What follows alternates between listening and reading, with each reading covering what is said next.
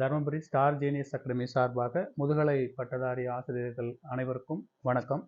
So நம்ம நீண்ட காலமாக எதிர்பார்த்துட்டு இருந்த முதுகலை பட்டதாரி ஆசிரியர்களுக்கான ஒட்டுமொத்த அனைத்து பாடத்திட்டங்களுக்குமே சிலபஸை மாற்றம் பண்ணியிருக்காங்க. ஸோ அதில் குறிப்பாக மேக்ஸுக்கு என்ன மாற்றங்கள் நிகழ்ந்திருக்கு அப்படிங்கிறத பார்ப்போம். ஒட்டுமொத்தமாக 18 மேஜருக்குமே ஆசிரியர் தேர்வு வாரியம் அந்த சிலபஸை மாடிஃபை பண்ணி வெளியிட்டிருக்காங்க. பட் இது அதிகாரப்பூர்வமாக நம்ம டிஆர்பி போர்டோட கெசட்லேயோ அஃபீஷியலில் வரல. பட் நமக்கு சில சோர்ஸ் மூலிமா அந்த சிலபஸ் கிடைக்கப்பட்டிருக்கு. நீங்கள் சிலபஸோட டேட் பார்த்தீங்கன்னா அது லாஸ்ட் மந்த் அக்டோபர் மாதம் வெளியிட்ட மாதிரி அந்த டேட்டு கொடுத்துருக்காங்க. பட் இன்னும் ஆசிரியர் தேர்வு வாரியத்தில் இந்த சிலபஸ் வெளியில்லை. பட் இருந்தாலும் இதுதான் இந்த டிராஃப்ட் கிடைக்கப்பட்டிருக்கிறது. எஸ்சிஆர்டி மூலியமாக இந்த சிலபஸை சேஞ்ச் பண்ணி நமக்கு இந்த டிராஃப்டை கொடுத்துருக்காங்க. பொதுவாக பார்த்தீங்கன்னா மேக்ஸில் ஒரு ரொம்ப பெரிய சேஞ்சஸ் எதுவும் கிடையாது. ஒரு சில யூனிட் டெலீட் பண்ணிவிட்டு அதில் சில மாற்றங்களை கொண்டு வந்திருக்காங்க. கம்ப்ளீட்டாக ஒரு 2 யூனிட் புதுசாக ஆட் ஆகிருக்கு. ஒன்று டோபாலஜி, ஸோ இன்னொன்று பார்த்தீங்கன்னா classical mechanics and numerical analysis. இந்த 2 யூனிட்டை தவிர மீதி இருக்கக்கூடிய எல்லா யூனிட்டுமே ஏற்கனவே நம்மக்கிட்ட இருந்தது தான். இதில் சில அடிஷன்ஸ், சில டெலிஷன்ஸ் அந்த மாதிரி பண்ணியிருக்காங்க. ஸோ குறிப்பாக பார்த்தோம்னா இப்போ இருக்கிற இந்த சிலபஸ் கிளியராக ஏதாவது நம்ம சோர்ஸ் புக்கை செலக்ட் பண்ணோம்னா அந்த சோர்ஸ் புக்கில் கண்டென்ட் நம்ம பல சோர்ஸ் புக்கை தேடி ஒரு கண்டென்ட்டுக்கு ஒரு புக்கு அப்படிங்கிறது போகாமல் கிளியராக இப்போ அல்ஜிப்ரானா எர்ஸ்டின் புக் எடுத்தால் போதும், ரியல் அனாலிசிஸ்னா கோல்ட்பர்க் புக், அந்த மாதிரி ஒரு சில புத்தகங்களுக்குள்ளே இங்கே இருக்கக்கூடிய கண்டென்ட் எல்லாம் மிக தெளிவாக இருக்கும் வண்ணம் வடிவமைச்சிருக்காங்க. ஸோ இது ஒரு மாற்றம் அப்படிங்கிறது நம்ம எதிர்பார்த்த ஒன்று தான். ஏன்னா கடந்த 10-12 வருடங்களாக ஒரே சிலபஸில் இருக்கிற போது அடுத்தடுத்த தேர்வுகளில் தொடர்ந்து வினாத்தாள் வடிவமைப்பு அப்படிங்கிறது இன்டெப்த்தாக போய்கிட்டே இருக்கும். ஸோ இப்போ பார்த்தீங்கன்னா ஒரு சில இடங்களில் சில சேஞ்சஸ் வந்திருக்கிறதுனால ஸ்டார்டிங் நம்பர் 1 பாயிண்ட் வச்சு நம்ம ஸ்டார்ட் பண்ணும்போது சில இடங்களில் வினாத்தாள் மேலோட்டமாக இருப்பதற்கான வாய்ப்புகள் இருக்கக்கூடும். ஸோ நம்ம ஏற்கனவே நம்ம மையத்தில் ஒரு 300க்கும் மேற்பட்ட ஆசிரியர்கள் நம்ம ஒரு பிஜிடிஆர்பி இணையவழி வகுப்பு நடத்திட்டு இருக்கோம். ஏற்கனவே ஏறத்தாழ அதில் ஒரு 90% நம்ம முடிச்சிருக்கிறோம். ஸோ அதில் சில டெலிஷன் ஏரியா போக மீதி இருக்கக்கூடிய நம்ம ஆரம்பத்திலே ஒரு வாக்குறுதி கொடுத்துருந்தோம். சிலபஸில் ஏதாச்சும் மாற்றங்கள் வந்ததுன்னா அதையும் சேர்த்து நடத்தி கொடுக்கலாம் அப்படின்னு சொல்லி ஏற்கனவே நம்ம பதிவு பண்ணியிருந்தோம். அதுபோல் இந்த மாறி இருக்கக்கூடிய புது யூனிட்டும் சில இடங்களில் ஆட் ஆகிருக்கக்கூடிய யூனிட்ஸையும் நம்ம என்ன செய்வோம் அப்படின்னா உங்களுக்கு பிடிஎஃபாக சென்ட் பண்ணிவிட்டு இந்த யூனிட்டையும் நம்ம நடத்தி கொடுத்துடலாம். அதில் எந்த ஒரு மாற்று கருத்தும் கிடையாது. இப்போ நம்ம யூனிட் வைஸாக என்னென்ன மாற்றங்கள் இருக்குது, என்ன பண்ணியிருக்காங்க அப்படிங்கிறத ஜஸ்ட் ஒரு கோத்ரோ பண்ணலாம். முதல் யூனிட் பார்த்தீங்கன்னா அல்ஜிப்ரா அப்படின்னு சொல்லி வச்சுருக்காங்க. ஸோ அல்ஜிப்ராவில் பொறுத்தவரையில் பெரிய சேஞ்சஸ் அப்படிங்கிறது ஒன்றும் கிடையாதுங்க. நீங்கள் அல்ஜிப்ராவில் நமக்கு எக்ஸ்ட்ரா ஒரு கண்டென்ட் மட்டும் ஆட் ஆகிருக்குங்க. ஸோ அல்ஜிப்ராவில் பார்த்தீங்கன்னா தெரியும், குரூப்ஸில் ஆரம்பிச்சிருக்காங்க. ஸோ இதெல்லாம் நம்ம ஏற்கனவே இந்த கண்டென்ட் எல்லாம் இருந்தது தான். குரூப்ஸோட ஒட்டுமொத்த கண்டென்ட்டுமே ஏற்கனவே இருந்த விஷயங்களை தான் வச்சுருக்காங்க. So cyclic group, permutation group, Lagrange's theorem, இந்த முதல் பார்ட்டை பொறுத்தவரையில் எந்த சேஞ்சஸுமே இங்கே நடக்கலை. ரெண்டாவது பார்த்தீங்கன்னா ஃபீல்டு. ஸோ ஃபீல்டுலேயும் எதையும் அவங்க வைக்கல. அடுத்து பார்த்தீங்கன்னா வெக்டார் ஸ்பேஸ் அப்படின்னு கொடுத்துருக்காங்க. வெக்டார் ஸ்பேஸில் இப்போ நான் இங்கே உங்களுக்கு இந்த மேட்ரிசஸ், கெனாலிக்கல் ஃபார்ம்ஸ் இங்கே ஹைலைட் பண்ணியிருக்கேன் பாருங்கள் இந்த கலரில். ஸோ இது நமக்கு கொஞ்சம் புதுசாக இருக்கிற மாதிரி இருக்குங்க. ஸோ மேட்ரிசஸ், கெனாலிக்கல் ஃபார்ம்ஸ் கொடுத்துருக்காங்க. அதே போல் இந்த ஏரியா முழுக்க and then diagonal matrix, diagonal form, triangular form. So இந்த ஏரியா முழுக்க கொஞ்சம் இன்டெப்த்தாக கொடுத்துருக்காங்க. ஆரம்பத்தில் நம்ம மேலோட்டமாக படிச்சிருந்தாலும் ஸோ இந்த மேட்ரிசஸ் அப்படிங்கிற கான்செப்டில் ஆரம்பித்து முடிய அந்த பக்கம் நார்மல் டிரான்ஸ்ஃபர்மேஷன் வரைக்கும் ஒரு சேஞ்சஸ் அப்படின்னு சொல்லி பார்க்கலாம். மற்றபடி அல்ஜிப்ரா நம்ம ஏற்கனவே இந்த யூனிட் டெலீட் ஆகிறதுக்கான சான்ஸ்லாம் கிடையாது. ஸோ சில விஷயங்கள் சும்மா மைன்யூட்டாக கொஞ்சம் ஆட் பண்ணியிருக்காங்க. அடுத்து பார்த்தீங்கன்னா ரியல் அனாலிசிஸ் அப்படின்னு சொல்லியிருக்காங்க. ஸோ ரியல் அனாலிசிஸ்லேயும் பெருசாக நமக்கு லாஸ்ட் இயர் என்ன இருந்ததோ அதே தான் இருக்குது. ஸோ இதில் பார்த்தீங்கன்னா இந்த க்ளோஸ் செட்டு, ஓப்பன் செட்டு, அந்த மாதிரி ஒரு ஏரியா. மெட்ரிக் ஸ்பேஸ் அப்படிங்கிறது மோரல்லஸ் இந்த ஏரியாக்குள்ளே எங்கேயுமே இல்லைன்னு நினைக்கிறேன். மற்றபடி ஃபைனைட், கவுண்டபிள், அன்கவுண்டபிள் அதெல்லாம் அப்படி தான் இருக்குது. Complete order property, supremum, infimum, sequence series, convergent. So இந்த ஏரியாவிலலாம் அவங்க எந்த சேஞ்சஸுமே பண்ணலை. ஸோ அது பார்த்தீங்கன்னா அதே மாதிரி டெரிவேட்டிவ்ஸ் அந்த பகுதியும் அப்படியே தான் இருக்குது. டிஃப்ரென்ஷியல் நம்ம ஒரு ஏரியா மீன் வேல்யூ தியரமெல்லாம் பார்ப்போம் இல்லைங்களா, அது mean value theorem, sequence series. So இந்த ஏரியாவில் எந்த சேஞ்சஸுமே பெருசாக இல்லை. பட் பார்த்தா இந்த open set, close set, metric space இந்த ஏரியா பட் ஆனால் நீங்கள் டேரெக்டாக கொடுக்கலனாலும் open set to close set நம்ம ரீட் பண்ணி தான் ஆகணும். மெட்ரிக் ஸ்பேஸ் லைட்டாக படிச்சுட்டு போகலாம், ஒன்றும் நம்ம அதிகமாக படிக்கிறதுனால கெட்டு போகிறது கிடையாது. ஸோ அதை பார்ப்போம். ரேமான் ஸ்டெய்ல்ஜஸ் இன்டெக்ரல். ஸோ இந்த ஏரியா பார்த்தீங்கன்னா ஆல்ரெடி நம்ம அங்கேயும் இருந்தது தான் ரேமான் இன்டெக்ரல். ஸோ குறிப்பாக இதில் இந்த யூனிட்டை பொறுத்தவரை லெபஸ்கியூ இன்டெக்ரல் அப்படிங்கிறது வந்து இல்லாமல் இருக்குது. ஏற்கனவே லெபஸ்கியூ இன்டெக்ரல் இருந்தது, ரேமான் ஸ்டெய்ல்ஜஸ் இன்டெக்ரல். ரேமான் இன்டெக்ரலும் இருந்தது, ரேமான் ஸ்டெய்ல்ஜஸ் அண்ட் லெபஸ்கியூ இன்டெக்ரல். ஸோ இதில் இந்த ஏரியா ஸ்லைட் சேஞ்சஸ் மாதிரி தெரியுதுங்க ரியல் அனாலிசிஸில். முதல் பகுதி ஏற்கனவே இருந்தாலும் செகண்டில் கொஞ்சம் அடிஷன் டெலிஷன் பண்ணியிருக்காங்க.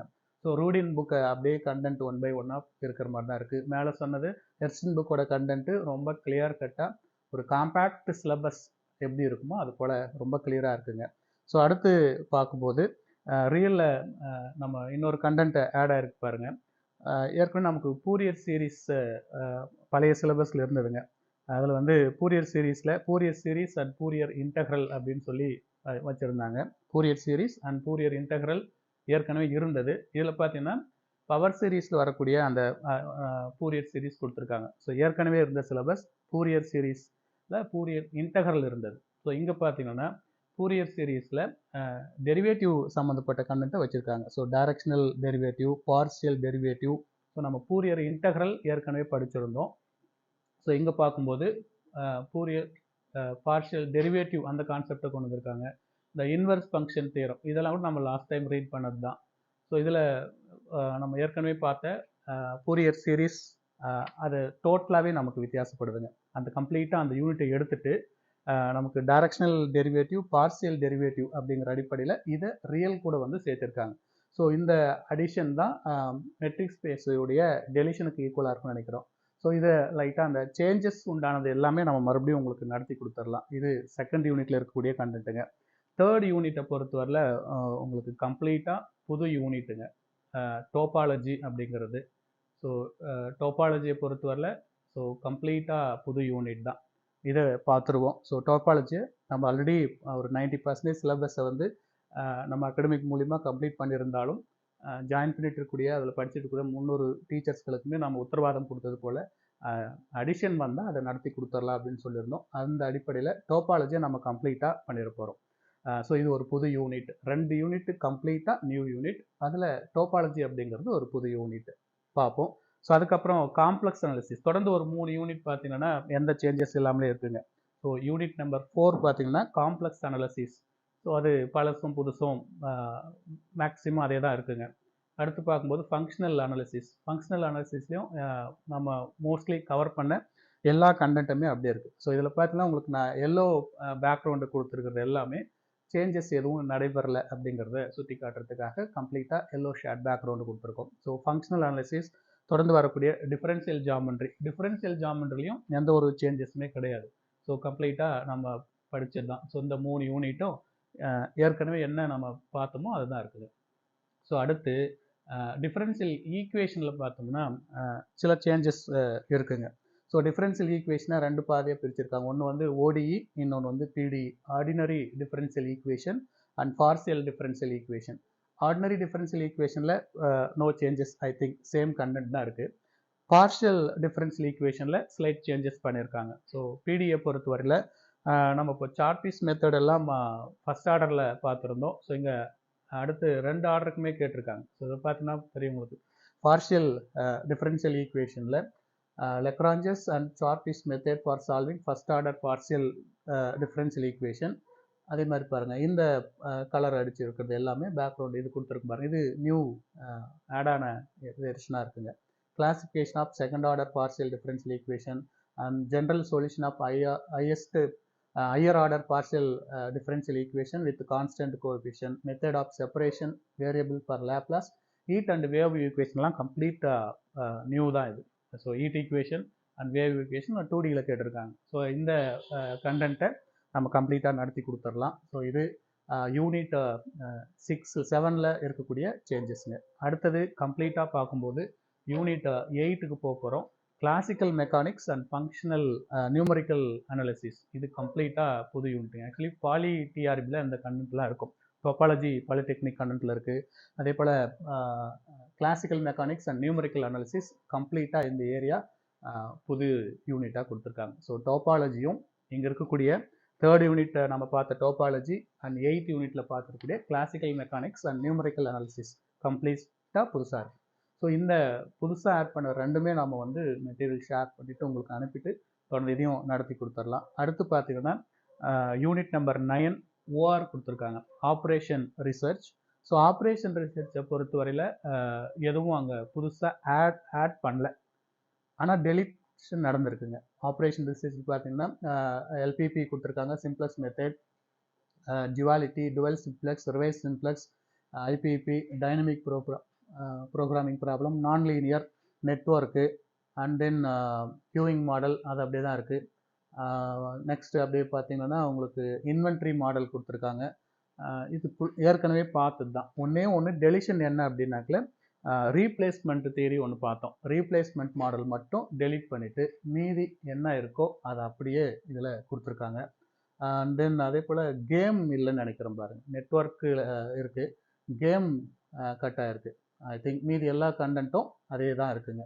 ஸோ ரெண்டு முக்கியமான விஷயத்தை தூக்கிறாங்க. ஆக்சுவலி கேம் வந்து ரொம்ப முக்கியமான ஒரு ஏரியா, அதை எடுத்திருக்காங்க. அண்ட் தென் ரீப்ளேஸ்மெண்ட்டில் கூட நம்ம கொஸ்டின்ஸ் வந்து லென்த்தியாக இருக்கிறதுனால அதெல்லாம் இது வரையும் டிஆர் இருக்கிறது, மேபி ஃபார்ம்லாம் அந்த மாதிரி பார்த்துட்டு இருந்தோம். ஸோ இதுதான் ஓஆரில் இருக்கக்கூடியது. அடுத்து வந்து நம்ம ரொம்ப கஷ்டப்பட்டுட்டு இருந்த ஸ்டாட் 1 ஸ்டாட் 2 2 யூனிட் பழைய சிலபஸில் unit 9 and unit 10 2 unit start 1 start 2 கொடுத்துருந்தாங்க. ஸோ இப்போ பார்த்தீங்கன்னா ப்ராபபிலிட்டி தியரி அப்படின்னு சொல்லி அது ஒரு யூனிட்டாக கொடுத்துருக்காங்க. கொஞ்சம் ப்ராபபிலிட்டியை பொறுத்த வரல நமக்கு கன்வீனியன்ட்டுக்கு தகுந்தாற் போல் எளிமைப்படுத்திருக்காங்க, குறைஞ்சிருக்கு. வேறு எந்த ஒரு மாற்றமும் அதில் பெருசாக நடைபெறல. ப்ராபபிலிட்டியை பொறுத்தவரையில் நிறைய டெலிஷன் ஏரியாஸ் இருக்குது. நீங்கள் ஸ்டாட் 1லேயே பார்த்தீங்கன்னா நம்ம கர்வ் ஃபிட்டிங் பார்த்தோம், ரெக்ரெஷன் பார்த்துருந்தோம், கார்லேஷன் பார்த்துருந்தோம், ரேங்க் கார்லேஷன் பார்த்துருந்தோம், பார்ஷியல் கார்லேஷன், மல்டிபிள் கார்லேஷன், அந்த மாதிரி ஒரு ஏரியாவே இங்கே இல்லைங்க பார்க்கும்போது. Sample space, discrete probability, independent event, Bayes theorem, random variable already பார்த்தது தான், expectation, moment generating function, characteristics function, cumulants, random variable, marginal and conditional distribution, probability இன்இக்வாலிட்டியில். ஸோ இதெல்லாமே நம்ம ஏற்கனவே பார்த்த இன்இக்வாலிட்டி தான். டச் ஃபயர் ஸோ இன்இக்வாலிட்டி தவிர மீது எல்லாம் பார்த்துருக்குறோம். Weak and strong laws and large number, central limit theorem, இதெல்லாமே ஸ்டாட் 2ல் ஏற்கனவே இருந்தது. ஸோ இது ஒரு பகுதிங்க. ஸோ இதில் பார்த்தீங்கன்னா உங்களுக்கு regression analysis, correlation, rank correlation, multiple correlation, partial correlation, அந்த ஏரியா கர்வ் ஃபிட்டிங் அந்த ஏரியா டோட்டலே இதில் இல்லை, அது ஒரு டெலிஷன் ஏரியாவாக இருக்குங்க. அடுத்து டிஸ்ட்ரிபியூஷனில் பார்த்தீங்கன்னா பைனாமியல், பாய்சான், நம்ம இதுக்கிடையில் நிறைய பார்த்துருந்தோம்.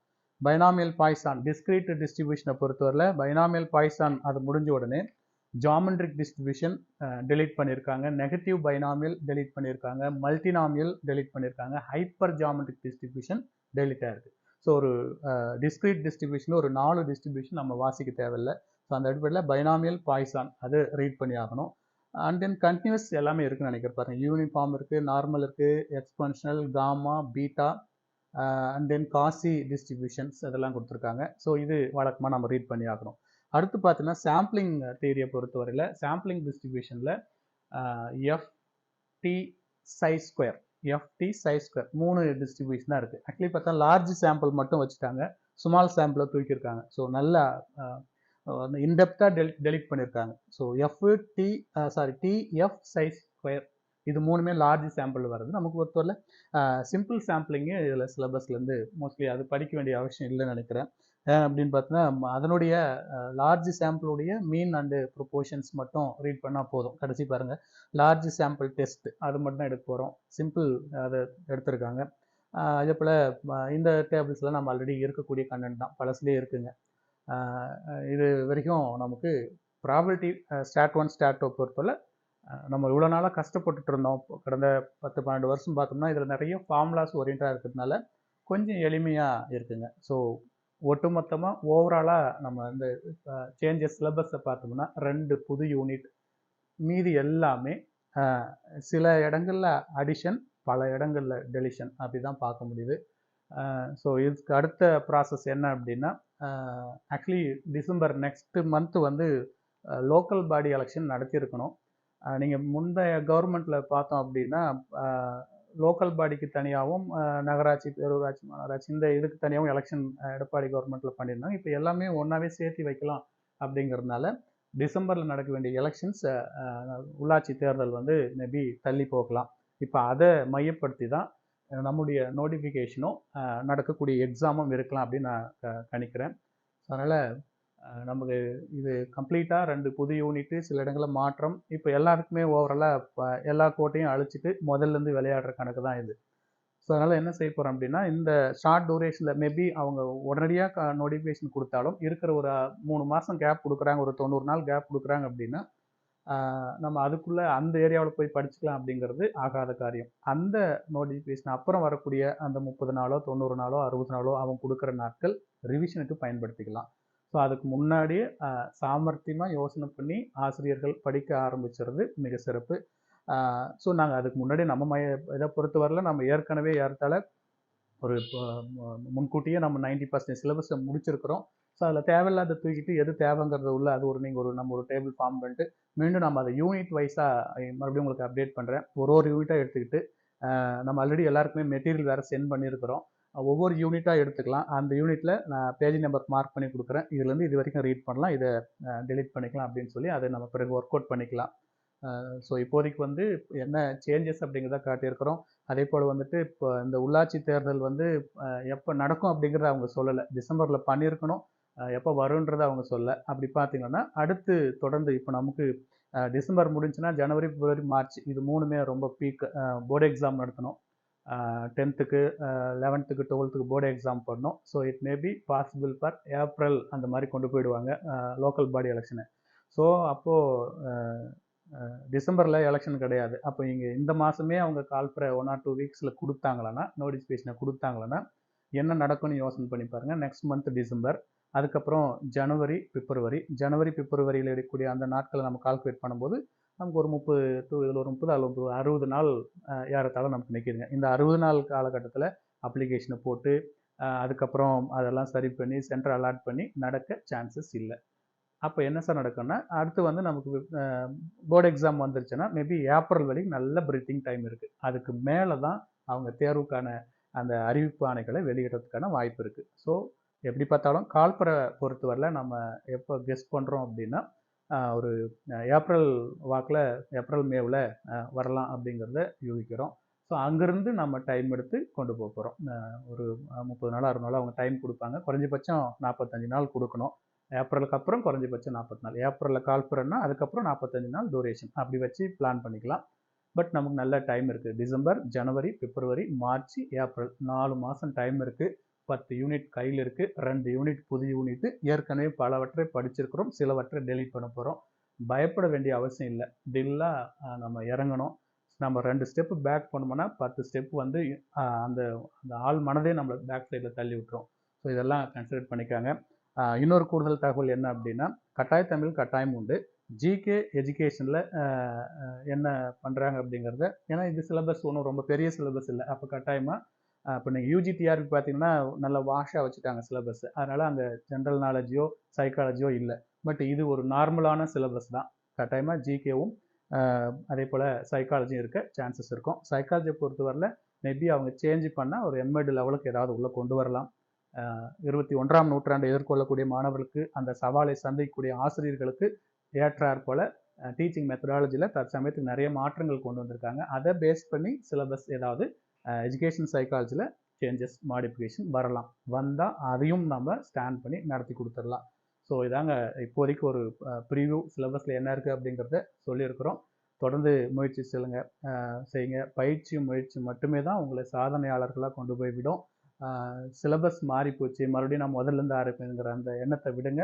மறுபடியும் நம்ம அடுத்த காணொலியில் நம்ம மையத்தில் ரீட் பண்ணிட்டு இருக்கக்கூடியவங்களுக்கு பொதுவாக ஜென்ரலாகவே எல்லாருக்குமே சொல்கிறோம், யூனிட் வைஸாக எந்தெல்லாம் பழசு புதுசு ரெண்டுமே கம்பேர் பண்ணி ஒரு டேபிள் மாதிரி போட்டு ஓல்டு சிலபஸ், நியூ சிலபஸ் என்ன இருக்குது என்ன இல்லைங்கிறத அடுத்த வீடியோவில் பதிவு பண்ணலாம். ஸோ தொடர்ந்து முயற்சி பண்ணுங்கள். நம்ம மையத்தில் படிச்சிருக்கிற அத்தனை ஆசிரியர்களுக்கும் இது ஒரு சவாலான காலகட்டமாக எடுத்துக்கிட்டு தொடர்ந்து முயற்சி செய்யுங்க. இந்த ஆண்டு எப்படி நடந்தாலும் சரிங்க, நம்ம உள்ளே போயிடணும். வேக்கன்சியை பொறுத்த வரையில் கண்டிப்பாக அவங்க சொன்ன நோட்டிஃபிகேஷன் இருக்கிற வேக்கன்சி கிடையாது. குறைஞ்ச சப்ஜெக்ட்டுக்கு 2000+ வேக்கண்ட் வந்து வரலாம். பார்ப்போம் டீச்சர்ஸ், நல்லதே நடக்கும். Wish you all the best. Star genius academy Dharmapuri அனைவரையும் வாழ்த்துகிறது. Thank you teachers.